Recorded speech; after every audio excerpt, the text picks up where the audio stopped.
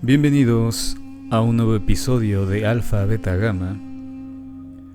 Yo soy Jorge Torrealta y en esta ocasión vamos a dar una opinión, a emitir un comentario sobre un libro que se llama El pan de la guerra. Gracias a todos por escucharnos y nos vemos en el próximo episodio. Hasta siempre. El pan de la guerra, o radiografía de la miseria humana, por Jorge Torrealta.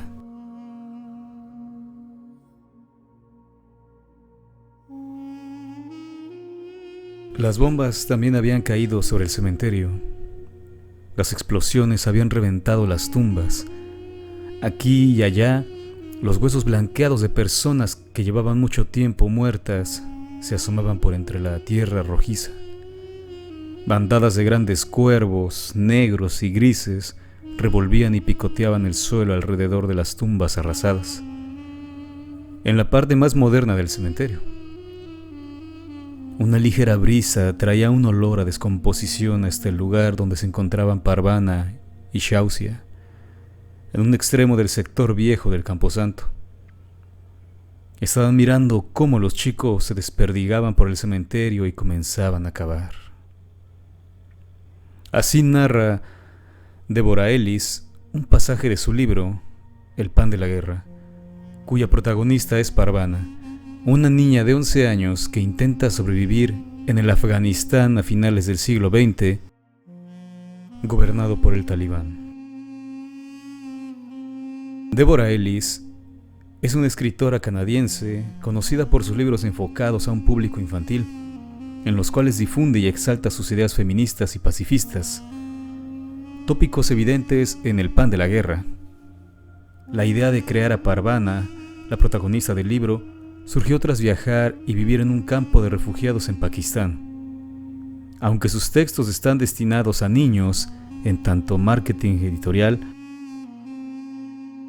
los protagonizados por Parvana dejan sin aliento al lector, a punto del llanto, si no es que lo rompen. Las descripciones, como la expuesta al principio, son vívidas, reales, transporta al lector al punto, a aquella tierra herida y sangrante por la guerra. Se trata de un relato de infancia y adolescencia propio de adultos. Imposible no condolerse ante el dolor que emana de las páginas. Imposible no abrazar el libro, cerrarlo o arrojarlo al fuego a fin de terminar con ese sufrimiento. Antes de detallar el contenido del volumen, hablemos del contexto. Situémonos en aquella época que describe la historia y que a través de Parvana denuncia la realidad en Afganistán. El pan de la guerra está ambientada en la década de 1990. Aunque la autora no lo puntualiza, hay datos que así lo evidencian, sobre todo uno contundente: el dominio del Talibán. La familia de Parvana habla de la retirada de los soviéticos del territorio árabe y el caos que eso ha suscitado. Situación que han aprovechado los talibanes para tomar el control de gran parte del país, en específico de Kabul, la capital.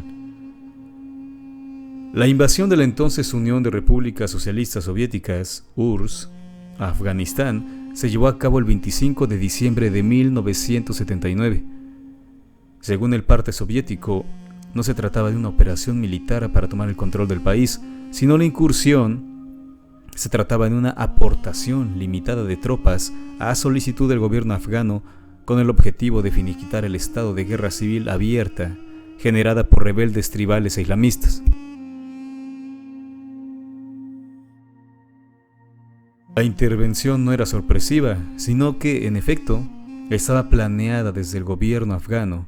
En ese entonces el presidente era Hafizullah Amin, cuyo predecesor también había pedido ayuda a los soviéticos, sin saber que no le ayudarían en la lucha contra los insurrectos, sino que intentaban derrocarlo. Para entonces, varios asesores del país extranjero recorrían Afganistán ordenando desmontar la capacidad defensiva del ejército afgano. Tras 15 días de arduo trabajo, a mediados de enero, Todos los principales núcleos urbanos, bases y aeropuertos e instalaciones eléctricas estaban bajo el control soviético, sin resistencia militar. Oficialmente, el país estaba bajo ocupación soviética. En general, la operación fue bien planeada, cumplimentada, salvo por disfunciones por secretismo. Destacan 3 hechos.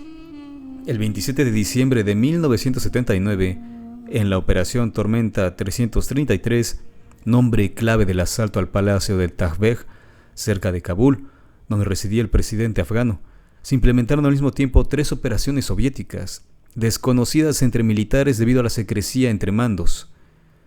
El intento de envenenar al presidente, frustrado por la intervención de un médico soviético, Anatoly Alexeyev, enviado con urgencia por el embajador, quien no sabía nada de los planes de la KGB. Y el asalto al palacio de un fuerte contingente de 700 efectivos de las fuerzas especiales soviéticas de 3 unidades diferentes que portaban uniformes afganos y trozos de sábana en el brazo como señal de reconocimiento, que combatieron con el batallón afgano de la Guardia Presidencial, lo destruyeron y asesinaron al presidente Amin y a su hijo. En pocas horas el resto de Kabul quedó bajo completo control soviético. La ocupación perduró una década, pero varios grupos de mujahidines y población en general enfrentaron a los soviéticos y los expulsaron del país. Se le considera el Vietnam de la URSS, potencia que poco después se descompuso. Cito: todo el mundo había pasado por su país. Los persas habían llegado hacía 4000 años, también Alejandro Magno, y luego los griegos, los árabes, los turcos, los ingleses y, por último, los soviéticos. Uno de sus conquistadores, Tamerlán, que procedía de Samarcanda, decapitaba a sus enemigos y amontonaba las cabezas en grandes pilas como melones en un puesto de fruta. Toda aquella gente había llegado al hermoso país de Parvana para intentar apoderarse de él, pero los afganos los habían echado a patadas. Fin de la cita.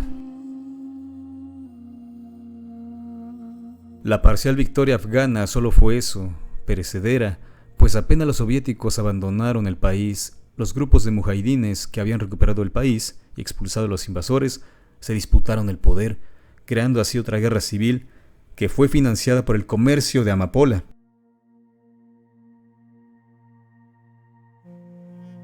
Esta sangrienta conflagración acaeció de 1992 a 1996. Durante este lapso, en específico en 1994, apareció un grupo de estudiantes islámicos, los talibanes, que, en lengua pastún, que también hablaba parvana, significa eso, estudiante. En los primeros años, los líderes talibanes crearon escuelas en Pakistán, en campos de refugiados. Su popularidad se extendió y el grupo progresó en adeptos de manera exponencial y, con rifles en mano, exterminaron a los grupos rivales. En 1996 tomaron el control de Kabul y eliminaron al entonces presidente Najibullah, que permanecía refugiado en un campo de la ONU, de donde lo extrajeron, castraron y asesinaron ahorcándolo. Tras tomar el control, impusieron una versión extremadamente severa de la ley islámica, que pronto les hizo impopulares. La última resistencia, liderada por el señor de la guerra, Shah Massoud, se refugió en el valle de Panjshir. Para entonces los talibanes controlaban el 90% del país. Sin embargo, el 9 de septiembre de 2001 fue asesinado por combatientes argelinos de Al-Qaeda, quienes se presentaron como periodistas en su refugio y se inmolaron. 2 días después, las Torres Gemelas fueron atacadas por el mismo grupo islámico liderado por Osama Bin Laden, quien en 1996 se había asentado en el complejo de cuevas afganas que sirvió para combatir a los soviéticos, y desde allí operó con su célula guerrillera. Tras los ataques a Estados Unidos, el gobierno yanqui ordenó la invasión a Afganistán para capturar a Osama Bin Laden y combatir a los talibanes, que resultaron derrocados. El líder terrorista escapó y en 2011, en Pakistán, durante una operación militar, fue abatido. La guerra en Afganistán tuvo varias repercusiones, como el incremento de criminalidad, caos, corrupción, a pesar de que Estados Unidos instauró un gobierno democrático el cual fracasó, y la expulsión del Talibán, que impuso un califato del terror de 1996 a 2001. Sin embargo, tras casi 2 décadas de ocupación internacional, pues no solo Estados Unidos estaba involucrado, el 15 de agosto de 2021 las tropas occidentales se retiraron y los talibanes recuperaron el control de Afganistán, fundamentado en el Acuerdo de Doha, firmado el 29 de febrero de 2020.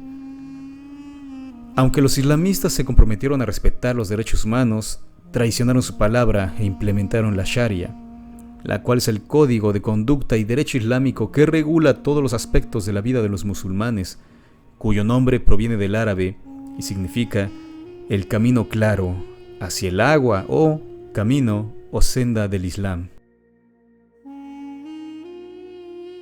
Este código de conducta, cito, determina todos los aspectos de la vida de los musulmanes con normas que afectan desde las plegarias, ayunos, hasta las donaciones a los pobres. Fin de la cita. Es durante el primer gobierno talibán en el que sucede la historia de Parvana, es decir, de 1996 a 2001. El conflicto internacional ha quedado atrás. Incluso algunos ciudadanos lo recuerdan con extrañamiento, pues la vida no era tan rigurosa como lo es con los islamistas. Para entender la historia de Parvana, debemos puntualizar el código que la Sharia estipula. De manera puntual, para las mujeres, pues hay que decirlo, el texto es una historia de denuncia feminista, ya que el personaje principal es una mujer de 11 años, transición de niña a adolescente. El accionar de Parvana es relativo a esas restricciones de los talibanes. 1. Ir al colegio o a la universidad. A finales de 2022, un decreto emitido por el Ministerio de Educación afgano expulsó por completo a las mujeres de los espacios de aprendizaje. 2. Exclusión del mercado laboral. Solo algunas mujeres en el sector salud pueden trabajar, pero les tienen prohibido interactuar con sus colegas varones. Las demás féminas deben permanecer en su casa y realizar las labores de dicho espacio. 3. Las mujeres deben cumplir un estricto código de vestimenta. A lo largo de la novela, el narrador describe varios pasajes en los que se da cuenta de cómo debe vestir una mujer, que se reduce a cubrir rostro y cabello, a veces todo el cuerpo, por medio de varias prendas. La más conocida, la burka. 4. Salir de casa sin la compañía de un hombre de parentesco cercano, como padre, esposo o hermano. Incluso el transporte tiene prohibido que aborden mujeres solitarias. 5. Deporte vetado para mujeres. 6. Prohibido abordar un autobús en el que viajan solo hombres, lo cual afecta la movilidad de las féminas debido a esta segregación. 7. No pueden elegir con quién se casan, cuántos hijos desean procrear y cuándo tener relaciones sexuales. 8. No pueden ser vistas por otros hombres, por lo cual las mujeres tienen prohibido asomarse por las ventanas o balcones de sus casas. Asimismo, está prohibido fotografiar, videograbar o publicar imágenes de mujeres en revistas, libros o publicidad. 9. No pueden ir al salón de belleza, por lo cual estos negocios han desaparecido. Y 10. Prohibido protestar. Les es negada la libertad de expresión. Por supuesto, hay preceptos no solo para mujeres, sino para todos, como el prohibir leer libros contrarios al Islam, como textos científicos y literarios, cuya problemática es abordada en un pasaje del libro. Es así que en este marco sucede la historia de Parvana y su familia. La narración está referida en tercera persona, omnisciente, e inicia in media res, es decir, en un punto intermedio, en el que el lector entrará de manera intempestiva en el relato con una descripción clara del modus vivendi de las mujeres en Afganistán, en tanto educación como segregación social. En un breve párrafo, el narrador revela que Parvana y Noria, su hermana, les fue prohibido asistir a la escuela. Asimismo, su madre fue echada de su trabajo como guionista en una emisora de radio en Kabul. Ellos, junto con 2 hermanos más y su padre, viven hacinados en una minúscula casa desde que el gobierno talibán se instauró en Afganistán. En esta presentación de su familia, el narrador da cuenta de que estos personajes son educados en tanto materia académica, saben leer y escribir y mucho más. El padre, quien es nombrado al principio, se dedica a leer y escribir cartas en el mercado a personas analfabetas. Es así como se gana el pan de cada día. Él ha perdido una pierna en un bombardeo en la escuela en la que trabaja y se vale de una prótesis para caminar. Por ello Parvana lo acompaña al mercado, donde ambos pasan varias horas sentados, esperando a los clientes, analfabetas que apenas pueden pagar la lectura de sus cartas y las respuestas a estas.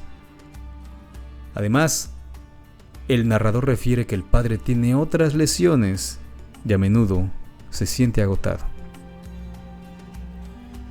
La edad de Parvana es importante, ya que debido a ello podría salir de su casa y trabajar, pues pasa inadvertida para los talibanes. En el caso de su padre, él refiere, cito, «Necesito a esta niña para que me ayude a andar», decía su padre señalándose la pierna si un talibán le preguntaba. «No tengo más hijo varón que un niño muy pequeño». Fin de la cita. Sobre el pueblo afgano, el narrador refiere que la mayoría no sabía leer ni escribir, por lo que la protagonista y familia eran de las pocas personas afortunadas.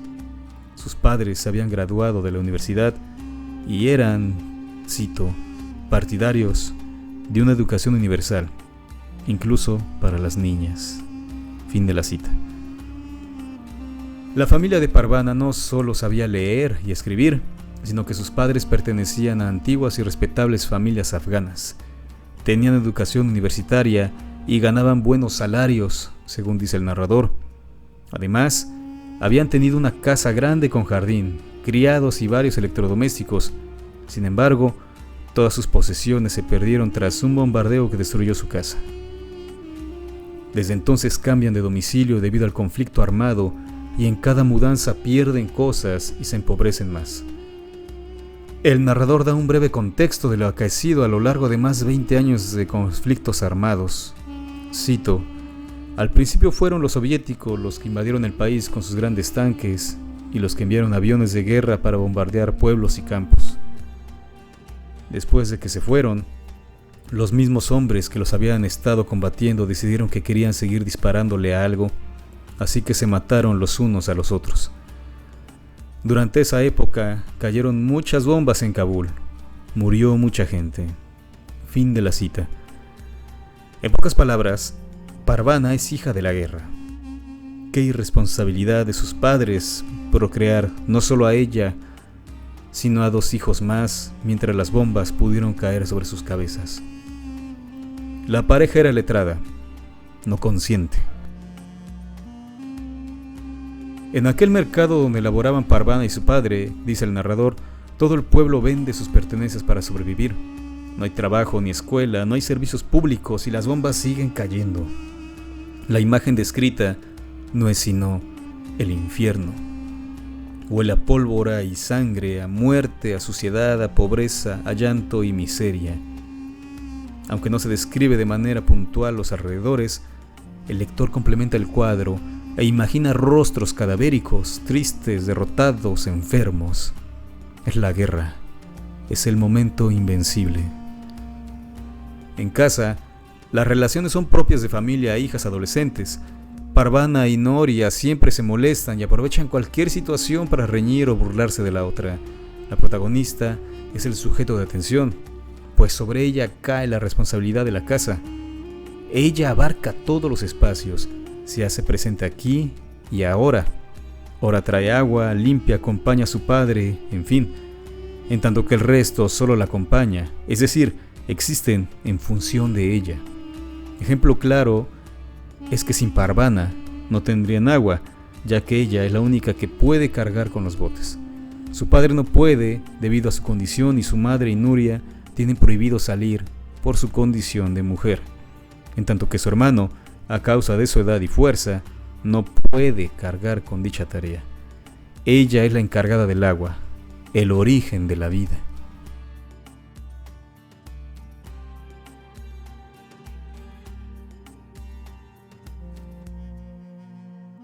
Respecto al significado cultural, agua significa limpieza, protección, dadora de vida. La mujer. En lengua náhuatl, agua se pronuncia atl, que significa fuente de vida. Asimismo, mujer, en la citada lengua, se escribe cihuatl, cuyo sufijo o terminación atl significa agua. Parvana es la representación de la fuerza de la mujer, de la que da y sostiene la vida. Los otros miembros de su familia poco o nada hacen. Nuria solo es un personaje objeto, un ente que se pasea por las páginas molestando a la protagonista hasta que su tarea llega a su fin. No hay desarrollo de su quehacer. En una línea se conduele de su hermana y más tarde desaparece de la historia, de golpe, de improviso, como si la autora no supiera qué hacer con ella porque no hay nada más que hacer. Entonces es eliminada. De mucha menos importancia operatoria es su hermano menor, del que apenas se describe algo que no sea pasearse por la casa. Decir que es un fantasma es excesivo. La familia, en conjunto, es el personaje. Separados, es el ímpetu de Parvana, su motivo de ser y estar, pues solo el padre y la madre llevan a cabo acciones efectivas que derivan en progreso de la historia y de la protagonista en tanto personaje. Mientras que la eliminación de Nuria de la historia provoca un cambio radical en la narración, quizás esa sea la razón por la cual permanece durante varias páginas. De no suceder ese hecho, la figura de hermana estaría de sobra. Se trata, pues, de un personaje plano que solo es mantenido hasta un punto para brindar dinamismo a la novela y cambiar el rumbo de la historia. Ese accionar detonante hace que Parvana evolucione y que la ficción derive en una trilogía cuyos volúmenes son El viaje de Parvana y Mi nombre es Parvana. Otro de los personajes que brindan dinamismo a la historia es la señora Güera, quien tiene más participación que la madre de la protagonista y llega a ser como tal al final de la novela. El texto refiere que Güera perteneció a la Unión de Mujeres Afganas, probablemente la Asociación Revolucionaria de Mujeres Afganas, RAWA, fundada en 1977 por Mena Keshwar Kamal, que lucha por una sociedad democrática y laica, así como por los derechos de las mujeres. Poco se refiere de ella, es decir, descripción. El narrador dice, cito, «La señora Güera era una mujer alta, tenía el pelo blanco, pero el cuerpo fuerte. Había sido profesora de educación física antes de que los talibanes la obligaran a dejar su trabajo». Fin de la cita. Güera irrumpe en la trama como salvadora, y justo esa es su función, pues hay un antes y un después en la novela, con la integración del personaje. Su aparición sucede en la calle, cuando encuentra a Parvana llorando, pues momentos antes escapó de un encuentro con un talibán que la golpea por ir descubierta. Ella la conforta y la acompaña a su casa, donde pone orden y organiza a la familia para que cada uno de sus miembros haga algo. Güera sería, en tanto familia, la abuela, por ello hasta la madre de Parvana la obedece. La novela es una historia de crecimiento, de cambiar de la infancia a la adolescencia, de ser protegido por los padres a enfrentar en soledad el mundo, sin abrigo, pero pleno de descubrimientos y dolor. Otra forma de medrar, de ser. Cito, Parvana estaba cansada, deseaba sentarse en una clase y aburrirse con la lección de geografía, deseaba estar con sus amigas y hablar de tareas y juegos y de lo que harían durante las vacaciones. No quería saber nada más de muerte, ni de sangre, ni de dolor. Fin de la cita. El ritmo de la novela es veloz. Todo sucede de manera intempestiva, una desgracia tras otra, un descubrimiento tras otro. Pocos son los momentos de paz, los cuales se presentan soporíferos, pues el relato ha sido construido alrededor y en el centro de la violencia, de la guerra, de la desesperación. Todos los personajes huyen de algo. El movimiento es constante, por ello atrapa. No hay oportunidad de respirar. La historia avanza con la detención del padre de Parvana por parte de elementos talibanes que ingresan hasta su casa y se lo llevan. El mentor de la chica desaparece y ella se ve obligada a ocupar la función de proveedor, a fin de sustentar a su familia. Este suceso deriva en la transformación de Parvana, pues no solo va a sentarse en el mercado a esperar clientes a quienes leer sus cartas o escribirlas, sino que transforma su imagen de mujer a varón. Se corta el cabello y se viste con prendas masculinas para no ser descubierta por el talibán. Pero el dinero que obtiene de tales actividades es nimio, solo alcanza para apaciguar el hambre, si acaso, y de ninguna manera para el disfrute de los alimentos. En una palabra, sobreviven. Aunado a ello, su madre se deprime, también se transforma, pero no es sino un personaje satélite, es decir, este cambio solo es en función del protagonismo de su hija. En este camino de descubrimiento, la protagonista encuentra a otra chica que se disfraza de varón para sobrevivir en las calles, y cual ayudante mágico o aliado en un cuento de hadas, tiene más protagonismo que la familia de Parvana. Shausia es quien impele al personaje principal a ir más allá, lo cual derivará en las otras dos publicaciones de Deborah Ellis, es decir, la trilogía. Las personas ajenas a su familia son quienes darán más dinamismo a la historia. Primero la señora Güera, luego Shausia y más tarde otra mujer, todas ellas valientes, más que la familia de Parvana, que solo hace y se comporta de acuerdo con las leyes del talibán. Esas féminas resisten, se oponen, se aíslan e intentan transformar su realidad. En ese sentido, Shausia es una vendedora de té que labora en el mercado disfrazado de niño.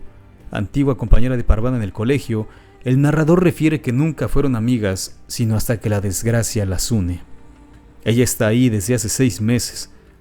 Su hermano fue a trabajar a Irán y no sabe nada de él, en tanto que su padre falleció de un ataque al corazón, es decir, una historia similar a Parvana. Entre sus conversaciones destaca el progresar, mudarse de Afganistán, pero contrario a Shausia, quien afirma que es capaz de abandonar a su familia para salvarse, Parvana se niega a hacerlo. Shausia intenta ganar más dinero para comprar cigarrillos y venderlos.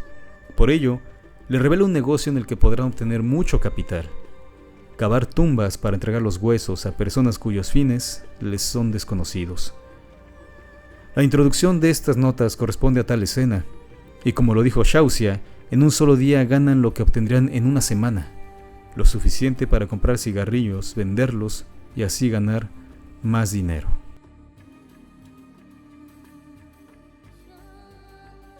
Es así que las dos jovencitas se internan en el acontecer de aquella sociedad y conocen cara a cara los castigos severos de los talibanes, como cortar las manos a los ladrones en un espectáculo repugnante que funge como advertencia a los otros. Cultura del miedo. El ritmo de la novela se torna más veloz y los sucesos acaecen de manera intempestiva. La familia de Parvana se va a Kabul, ya que Noria, su hermana, se casará con un hombre en otra ciudad. Aunque Parvana argumenta que no se conocen, Nuria explica que es la única forma de ser libre, pues en dicha ciudad no gobierna el talibán y su marido la dejará estudiar y trabajar. La familia parte sin Parvana, quien permanece con la señora Güera. Poco después su padre es liberado de la prisión donde estaba recluido, aunque irreconocible, débil y un poco trastornado. Luego se enteran de que la ciudad donde vive su familia fue asaltada por tropas talibanes y asesinaron a muchos. Entonces ella y su padre parten en busca de su familia y abandonan Kabul. Como gesto de amistad, Shausia y Parvana prometen encontrarse en París luego de 20 años. La imagen de unas flores silvestres que crecen bajo los escombros que provocaron los bombardeos infunden un sentimiento esperanzador.